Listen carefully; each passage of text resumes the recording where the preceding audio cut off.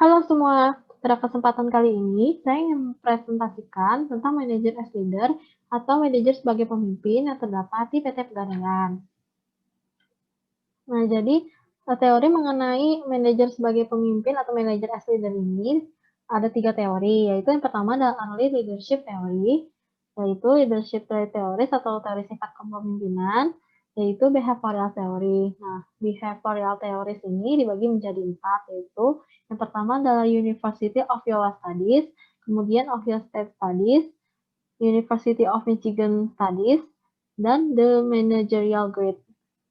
Yang pertama adalah University of Iowa Studies. Nah, jadi uh, penelitian di Universitas of Iowa mengenai gaya kepemimpinan dibagi menjadi 3. Itu yang pertama adalah gaya autokratis, di mana gaya autokratis ini merupakan sosok pemimpin yang mendikte metode kerja, kemudian membuat keputusan secara sepihak, serta cenderung memberikan pembatasan kepada partisipasi karyawan dalam mengambil suatu keputusan yang ada dalam perusahaan atau organisasi.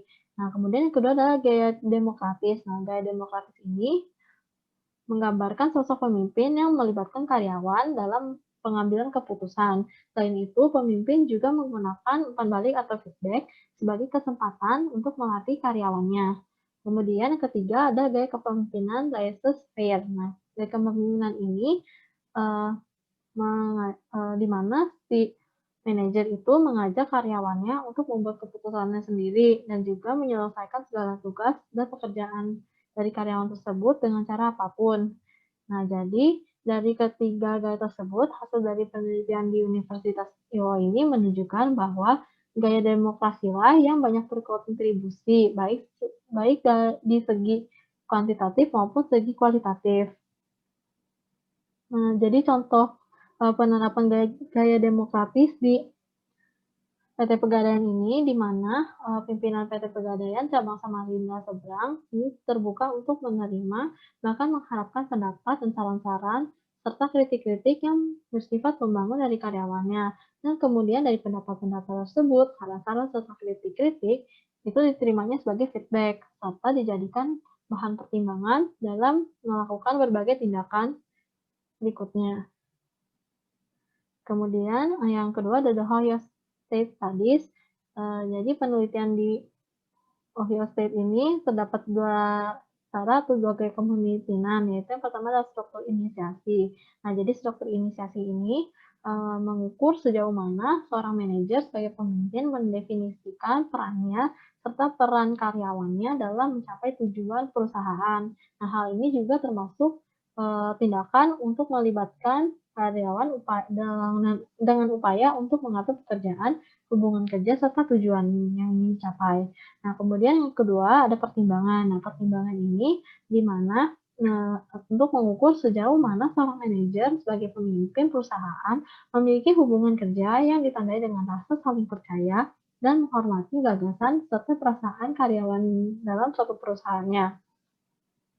Nah, jadi contohnya di mana pimpinan PT Pegadaian cabang Samarinda Seberang ini mempunyai kepercayaan terhadap diri sendiri. Selain itu, pimpinan juga menaruh kepercayaan pada bawahannya. Mereka mempunyai kesanggupan bekerja dengan baik dan bertanggung jawab.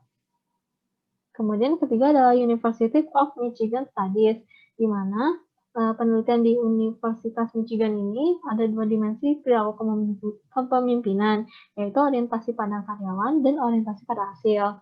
Nah, jadi seorang pemimpin atau manajer yang berorientasi pada karyawan maksudnya adalah menekankan kepada hubungan interpersonal atau hubungan antara si pemimpin atau manajer tersebut dengan setiap karyawannya. Kemudian yang kedua adalah pemimpin yang berorientasi pada hasil. Nah, pemimpin yang berorientasi pada hasil merupakan pemimpin atau manajer yang berfokus pada aspek tugas pekerjaan. Jadi pemimpin yang berorientasi pada hasil itu biasanya kayak lebih mementingkan hasilnya atau hasil dari proses-proses yang sudah dilakukan, yang sudah dikerjakan. Tuh. Nah, jadi hasil penelitian di Michigan ini dapat menyimpulkan bahwa pemimpin itu lebih berorientasi pemimpin yang berorientasi pada karyawan mampu memperoleh produktivitas kelompok yang tinggi dan kepuasan anggota kelompok yang tinggi juga. Nah, kemudian contohnya di PT Pegadaian itu, di mana pimpinan PT Pegadaian cabang Samarinda Seberang itu berpotensi pada setiap karyawannya, berorientasi pada setiap karyawannya. Nah, hal ini dapat dilihat dengan bagaimana pimpinan itu selalu berusaha untuk membimbing setiap karyawannya dengan tujuan supaya mereka dapat bekerja secara kooperatif dengan dalam rangka untuk mencapai tujuan bersama. Nah, selain itu, pemimpin juga selalu berusaha untuk memupuk rasa kekeluargaan dan persatuan. Kemudian senantiasa untuk berusaha membangun semangat para karyawannya dalam menjalankan dan mengembangkan daya kerjanya dalam perusahaan. Nah, kemudian keempat ada the managerial grade. Nah, the managerial grade ini merupakan dimensi perilaku kepedulian terhadap orang dan kepedulian terhadap hasil. Kemudian mengevaluasi penggunaan perilaku oleh pemimpin dan kemudian memberikan peringkat dari skala 1 sampai 9. Nah, 1 itu yang angka terendahnya, angka 9 itu adalah angka tertingginya. Nah, kemudian yang kedua itu ada, tadi kan udah disebutin yang early leadership theories. Nah, sekarang yang kedua itu contingency theories leadership. Nah, ini dibagi menjadi dua, yaitu ada Hersey and Blanchard situational leadership theory dan Pat Gould model. Hersey and Blanchard situational leadership ini juga disebut sebagai teori kepemimpinan situasional atau SLT.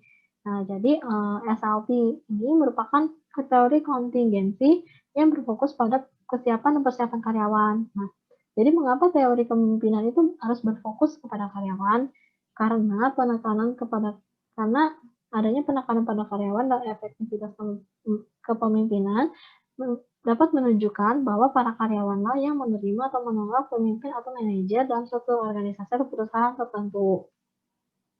Nah, terdapat 4 gaya kepemimpinan spesifik menurut Hersey dan Blanchard. Yaitu yang pertama adalah telling atau high test low relationship, di mana pemimpin itu mendefinisikan peran serta memberitahu orang apa, bagaimana, dan kapan, serta di mana harus melakukan berbagai tugas.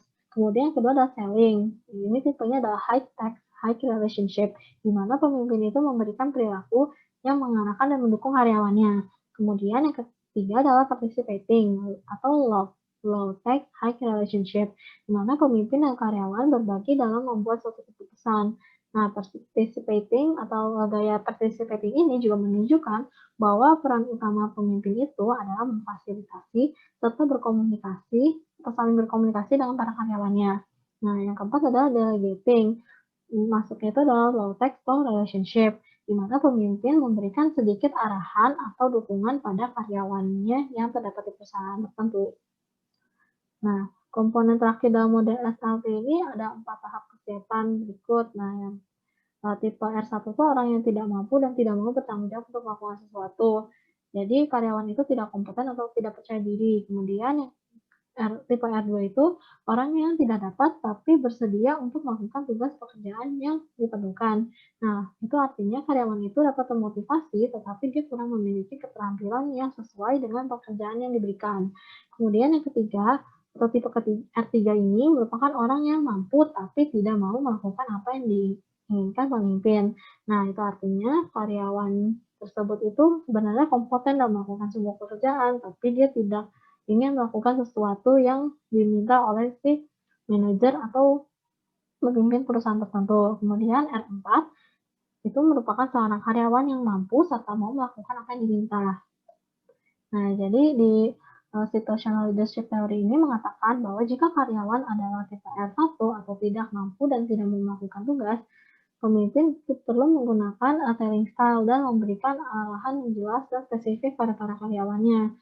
Jika karyawan itu tipe R2, maka pemimpin itu perlu menggunakan selling style dan memberikan orientasi tugas yang tinggi untuk mengimbangi kurangnya kemampuan dan orientasi hubungan yang tinggi dari karyawan untuk membuat karyawan itu membeli keinginan pemimpin. Nah, kemudian yang ketiga adalah jika karyawan itu R3, tipe R3, mampu dan tidak mau, maka pemimpin itu perlu menggunakan participating style dengan tujuan untuk mendapatkan dukungan dari si karyawannya.